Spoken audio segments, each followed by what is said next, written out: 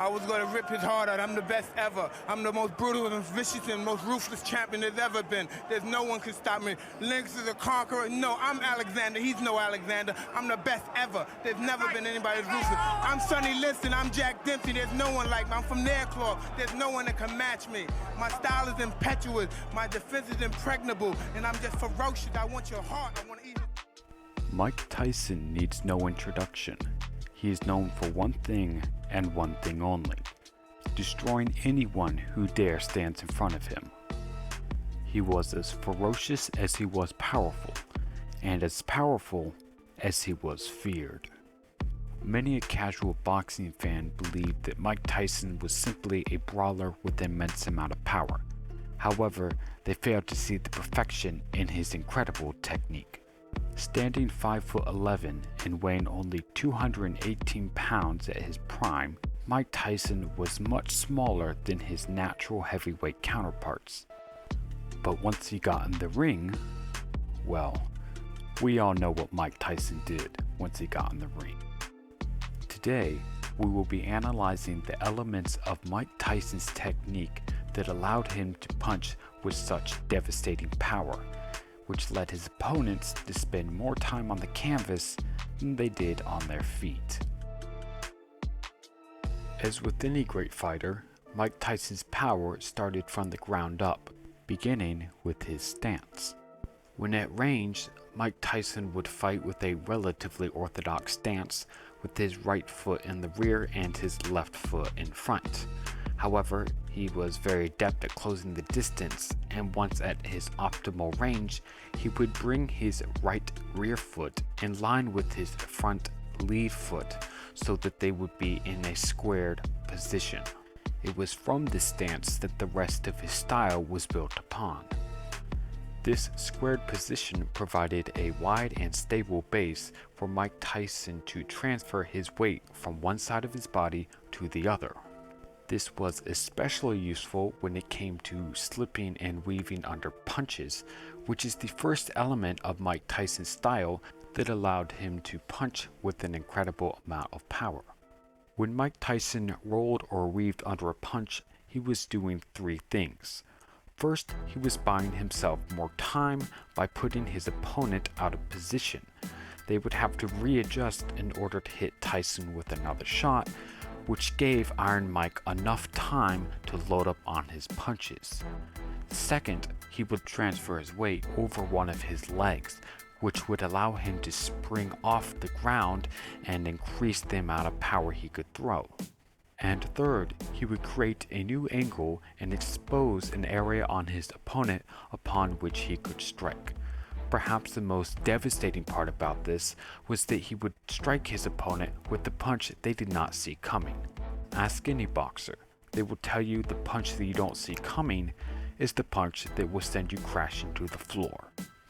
Once again, this would not be possible for Tyson to move his head and body off the center line if he did not have the proper squared and stable stance that he utilized. Another key component that contributed to Tyson's power while punching was the fact that he moved into his opponent while he was striking. For example, if Tyson threw a left hook, he would move his left foot at the same time and in the same direction.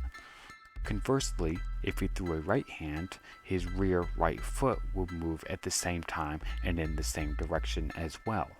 This allowed Tyson to throw his entire body weight into his punch whilst still being on balance. It also allowed him to perform a blitz and throw one punch right after another in quick succession, since he always had a stable foundation under him. Much in the same manner as his bobbing and weaving, Tyson would also use his footwork to create angles and provide him with openings. This greatly contributed to the amount of power Tyson was able to generate, as a very powerful punch that did not land in the right spot or did not land cleanly would not have as great as an effect as a less powerful punch that landed precisely and cleanly in a vulnerable area. There's an old adage in boxing that goes, precision beats power and timing beats speed. But in Tyson's case, he had all four. This brings me to one of the last, but perhaps most important methods Tyson used to generate power. This method was adding snap to his punches. The way Tyson did this was by popping his shoulder right before he threw his punch. Essentially, this entails rotating your shoulders slightly before you start rotating your arm. This would increase the speed and power of the punch upon its landing. Think of it this way: popping that shoulder is the equivalent of the snap on a whip.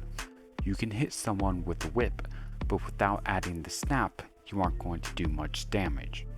Although a whip could leave a gash, Tyson's punch could take your head clean off.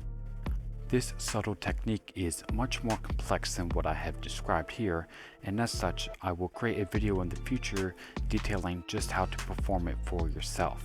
So make sure you subscribe and don't miss it.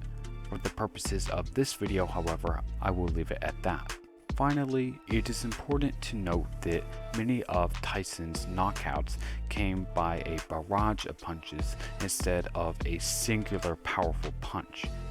Although Tyson had the ability to knock out his opponent with one strike, it was often a barrage of punches that led to his opponents tasting the floor.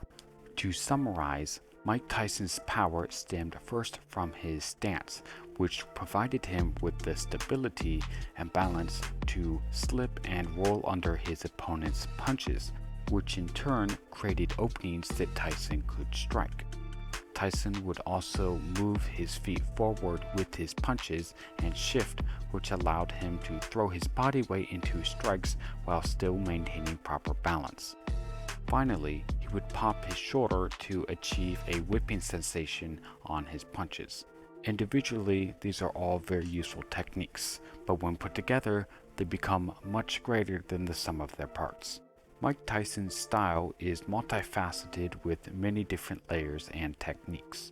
This video only focuses on the main components that allowed him to generate as much power as he could. If you are interested in seeing farther breakdowns of Mike Tyson's style, make sure to let me know in the comments and I will definitely make a video on it. Otherwise, thank you all for watching, stay sharp, and I'll see you next time.